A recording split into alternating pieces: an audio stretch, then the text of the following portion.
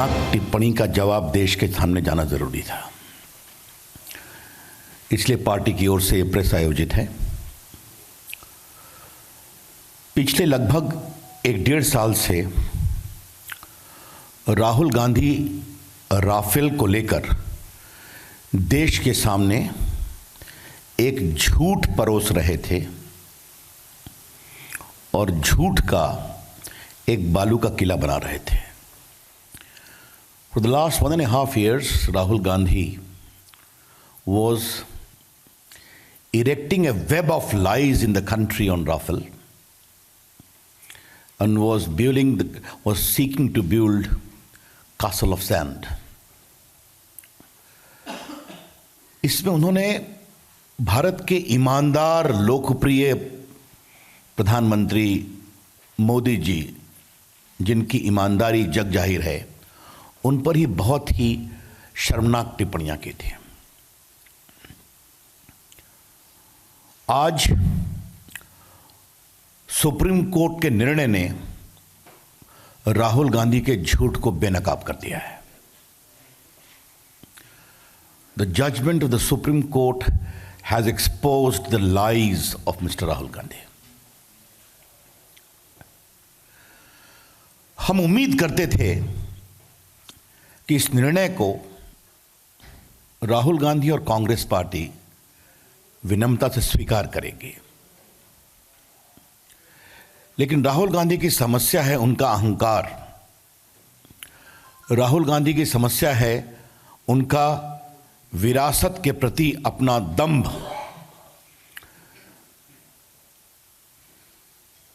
और संस्थाओं का सम्मान नहीं करना। ईवीएम के नतीजे उनके लायक नहीं होंगे तो ईवीएम खराब है।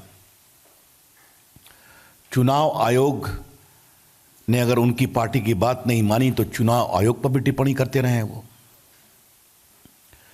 लेकिन आज वो गैर जिम्मेवाराना आचरण की हद पार कर गए हैं जब उन्होंने सुप्रीम कोर्ट पर भी टिप्पणी की है। Today Rahul Gandhi has crossed all limits of propriety, decency and probity in the public life of the country by almost condemning the Honorable Supreme Court of India. क्या मतलब है इसका? क्या राहुल गांधी सुप्रीम कोर्ट से ऊपर हैं? आज हम ये सवाल उठाना चाहते हैं। क्या कांग्रेस पार्टी सुप्रीम कोर्ट से ऊपर है? ये कौन सी भाषा बोली गई? सुप्रीम कोर्ट का आज फैसला आया है और किस तरह के गाली का प्रयोग किया गया हमारे प्रधानमंत्री के लिए। भाजपा का एक स्तर होता है और जिस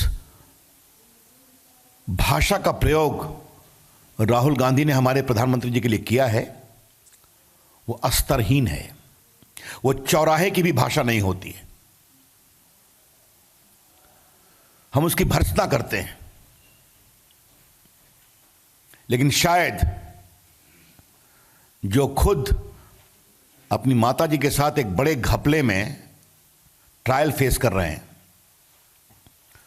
वो भी पब्लिक फंड और पब्लिक लैंड को लेकर, जिनका क्वेश्चन का एप्लीकेशन कोर्ट ने रिजेक्ट कर दिया है, उनसे हम और कोई उम्मीद कर नहीं सकते। यह देश की राजनीति की एक नई गिरावट है। It is a new low in the polity of the country. आज राहुल गांधी ने जब कांग्रेस पार्टी के केंद्रीय कार्यालय की प्रेस से जिस शब्द, जिस तरह की भाषा और जिस तरह का बॉडी लैंग्वेज का परिचय दिया है, क्या कांग्रेस के राष्ट्रीय अध्यक्ष को शोभा देता है? क्या कोई इलेक्शन रैली में वो भाषण दे रहे थे क्या? ये हम जानना चाहते हैं। एक बात हमें और कहनी है, जो बात राहुल गांधी ने कही वो सारी बात कोर्ट में उनके मित्रों ने जो पीआईएल कर रहे थे वो सारी बातें उन्होंने बहस की और कोर्ट ने हर मानक पर उनके सारे तर्कों को गलत पाया। तर्क नंबर 1, देश की सुरक्षा के लिए भारत की वायुसेना को विमान जरूरी है।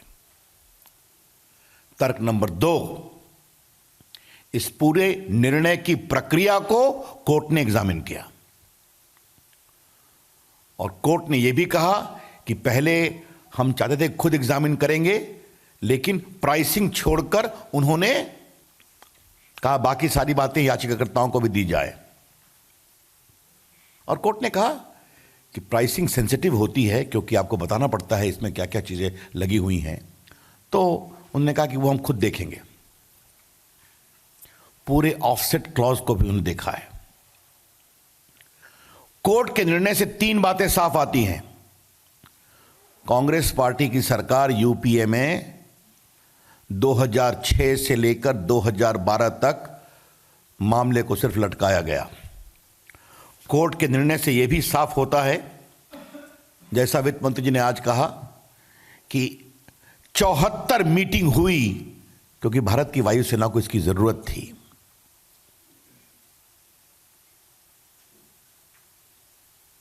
और नहीं, आज मैं राहुल गांधी से एक सवाल पूछना चाहता हूं, हमसे बहुत पूछ रहे हैं ना, तो मैं उनसे एक सवाल राहुल गांधी से पूछना चाहता हूं कि 2006 से 2012 के बीच में जब दसौल को सबसे कम टेंडर में पाया गया तो आपने उसको फाइनलाइज क्यों नहीं किया? वो कौन सी ताकतें थी जो रोक रही थी उस कॉन्ट्रैक्ट को पक्का करने से? कोर्ट में उन सबों का विस्तार से जिक्र है। और जब हमारी सरकार आती है और वायुसेना की पीड़ा है और वायुसेना के अफसर ने बताया कोर्ट में भी कि वर्षों से हमने नए विमान नहीं खरीदे हैं, तो एक प्रोसेस हुआ जिसका जिक्र हुआ है। कोर्ट ने इस बात को भी नोट किया है कि ऑफसेट में सरकार की भूमिका नहीं होती है, वो डसॉल्ट कंपनी खुद चुनती है और एक ही नहीं अनेकों को चुनती है। और आज भी उनका बाकायदे स्टेटमेंट भी आया है कि हम लगभग 30 से मामले को फॉर्मलाइज कर रहे हैं।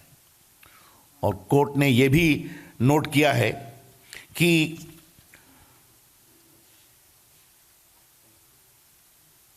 रिलायंस इंडस्ट्री के साथ फरवरी 2012 में ही बातचीत शुरू हो गई और एग्रीमेंट हुआ था। तो बाद में दोनों भाइयों में कुछ डिफरेंसेस हुए तो एक बात का विषय है। मैं कोर्ट के एक टिप्पणी को बताना चाहूंगा और यह बहुत जरूरी है इसको बताया जाए।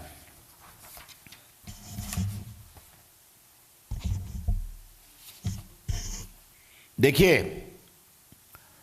राहुल गांधी मोदी जी से कहते हैं कि वो सवाल नहीं लेते।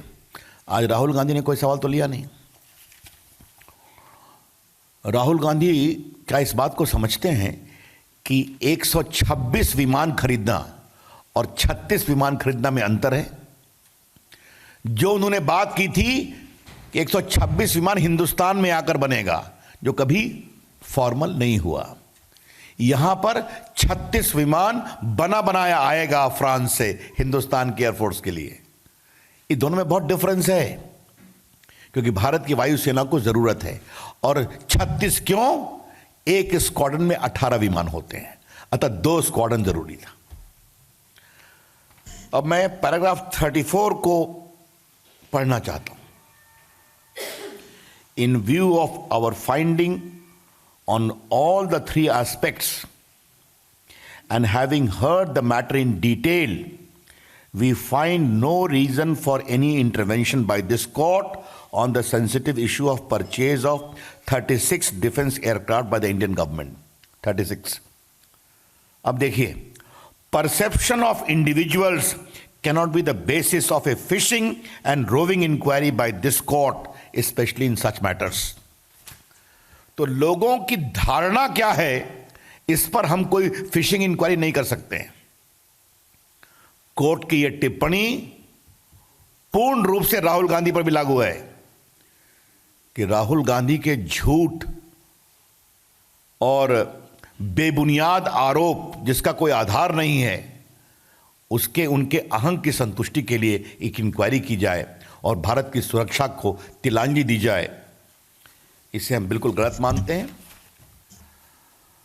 हमने पहले भी कहा था, आज हम फिर कहना चाहेंगे, राफेल पर राहुल गांधी की टिप्पणियों को पाकिस्तान में भी बहुत सराहा जाता है। हम थोड़ा पाकिस्तान के मीडिया को फॉलो करते हैं, बहुत गौर से देखा जाता है, क्योंकि क्या चीन क्या पाकिस्तान,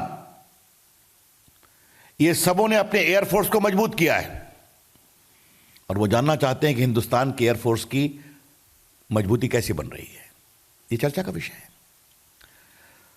आज दिन में माननीय वित्त मंत्री जी ने भी टिप्पणी की थी कि कई बार ये पूरी बहस प्रायोजित भी डेवलप की गई है, संभवतः जिनके अपने कुछ दूसरे इंटरेस्ट भी थे। और ये बात मैंने पहले कही है और आज फिर दोहराऊंगा कि राहुल गांधी जी एक जवाब दें कि जब दसॉल्ट 7 साल के पूरे टेक्निकल इवैल्यूएशन टेंडरिंग प्रोसेस के बाद सबसे लोएस्ट हुआ, तो वो कौन सी ताकतें थीं जिसने उस कॉन्ट्रैक्ट को फाइनल नहीं होने दिया। तो कहीं ना कहीं तो जो कांग्रेस पार्टी का पूरा आचरण रहा है डिफेंस परचेज में, चाहे वो क्रिश्चियन मिशेल हो, चाहे वो कुतरोकी हो, ये पूरा अतीत हम जानते हैं। तो हम राहुल गांधी के पूरे वक्तव्य की भयंकर भर्त्सना करते हैं। ये गैर जिम्मेदारना है, ये शर्मनाक है और ये भारत की राजनीति में एक न्यू लॉ है। बस मित्रों, मुझे अपनी ओर से इतना ही कहना था, क्योंकि उनकी सच्चाई सामने आ गई है, इसलिए राहुल गांधी बहुत ही बौखला गए हैं। लेकिन लोकतंत्र चलता है ईमानदारी से और लोकलाज से।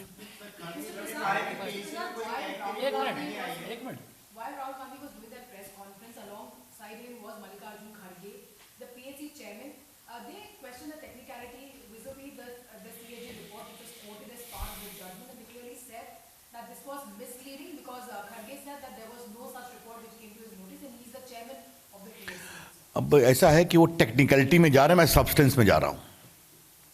It is a long judgement of more than how many paragraphs, मैं जरा बताना चाहता हूं, 34 पैराग्राफ।